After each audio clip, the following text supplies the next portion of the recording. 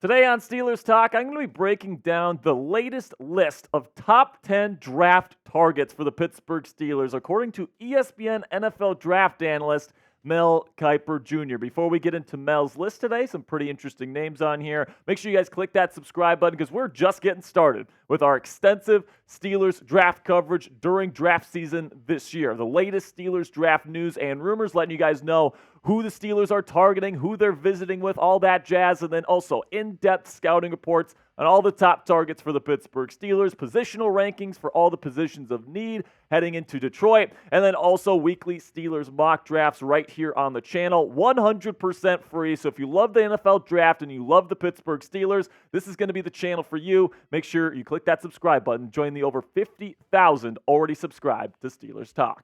So let's start with number 10 on Mel's list here, 25th on his big board, which is Xavier Legette out of South Carolina, a wide receiver, somebody that I'm pretty high on in this year's draft class. This is what Mel had to say about Legette's game. Legette made a huge improvement in 2023, averaging 17.7 yards per catch and racking up 1,255 receiving yards. He had just 18 catches, 10th most on his own team, and 167 yards during the entire 2022 season. And then went and had a fantastic combine performance, running a 4.39 second 40-yard dash and testing well in other drills. He can make contested catches, as I wrote in my mock draft 3.0. He dominated cornerbacks on crossing routes last season, lining up in the slot and outside. Legette can be a legit number one wide receiver at the next level. And I completely agree with Mel Kiper Jr. here. I've compared Legette's game to A.J. Brown of the Philadelphia Eagles. Big guy, really good on crossing routes, slants, that sort of deal. Plus, he's really good down the field. I love his skill set, and I think at the end of the day, he's going to be a first rounder. Then on number 9 on Mel Kiper Jr.'s list here, number 23 overall on his big board, the cornerback out of Clemson, Nate Wiggins, and the Steelers have definitely been giving Wiggins quite a bit of attention here during the pre-draft process. This is what Mel has to say about Wiggins. Clemson had a disappointing 2023 season, but Wiggins stood out all over the Tigers' defensive tape. He was impressive despite missing 2 games with a knee injury. He allowed 18 catches for 179 yards as the nearest defender in coverage, and 2 of those were turned into touchdowns. He has the length and recovery speed to match up effectively with any wideout he goes up against. Wiggins shows a smooth turning motion, good instincts in coverage, and can make up ground in a hurry while using his height and arm length as a major advantage. Now, I agree with Mel that I think Wiggins is a super high upside player. I think at like the top of what he could be like Darius Slay in his prime. Super elite, long speed matched with really, really good hip fluidity and short area quicks. Plus, he plays with great technique in both zone and man coverage, all without grabbing the opposing wide receiver, so he's going to limit penalties. But he is a risk because he's 172 pounds, very light, and then also he's had some injury concerns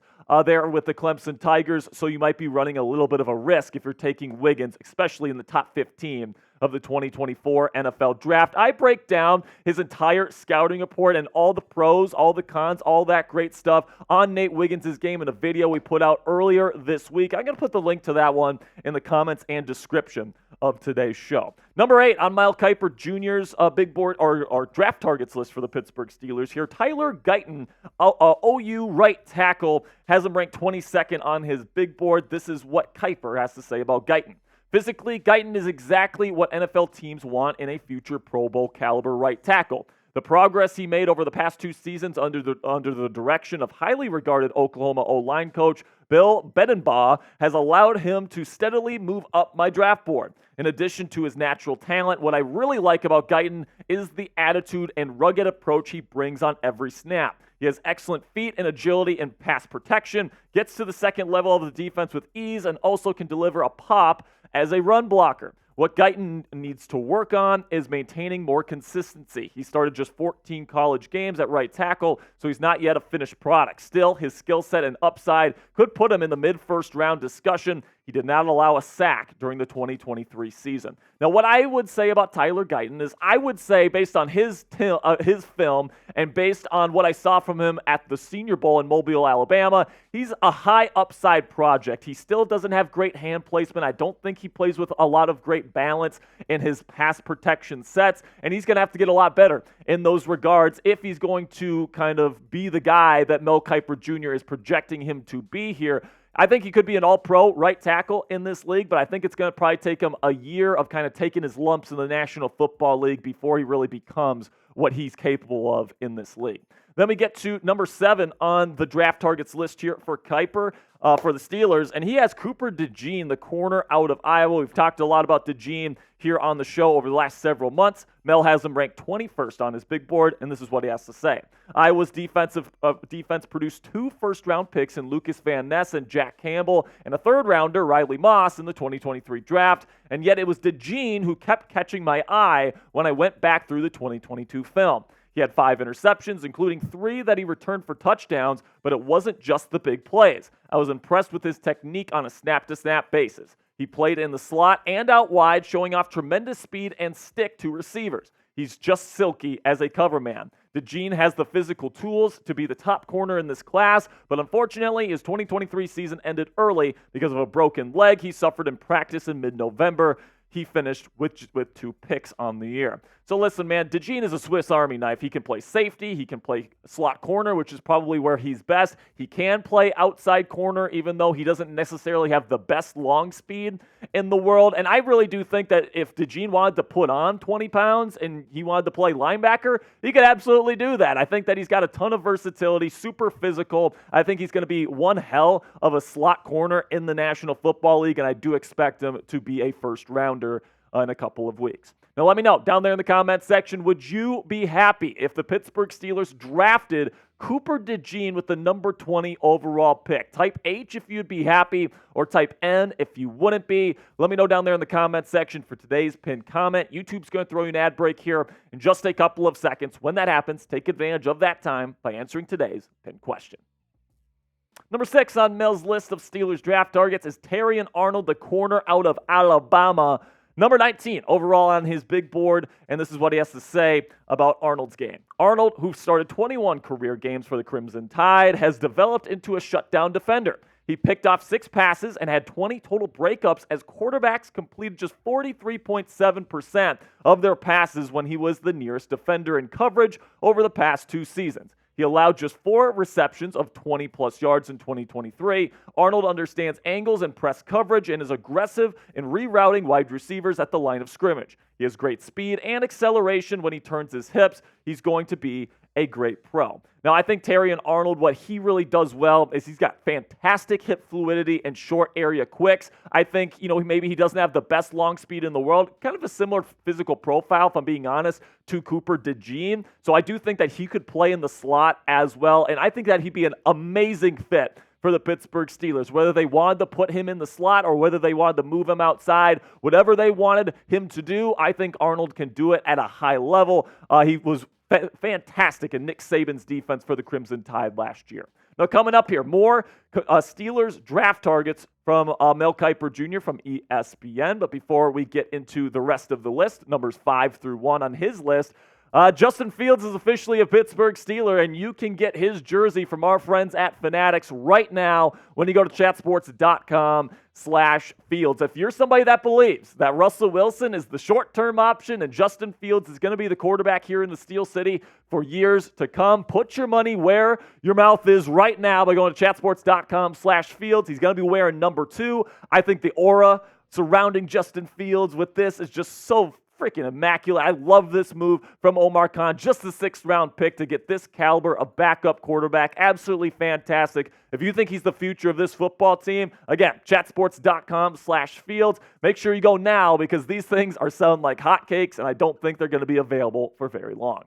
Then we get to number 5 on Kiper's list of draft targets for the Steelers, and he's got Taliese Fuaga, offensive tackle from Oregon State, 18th overall on his big board. This was what he has to say about the Beaver right tackle. Fuaga is a physical right tackle who started 25 career games for the Beavers. He brings a defensive mentality to the position. The defender he's matching up with better be fully prepared for a battle in the trenches. He is the ultimate finisher as a run blocker, getting easy movement, and he more than holds his own in pass protection.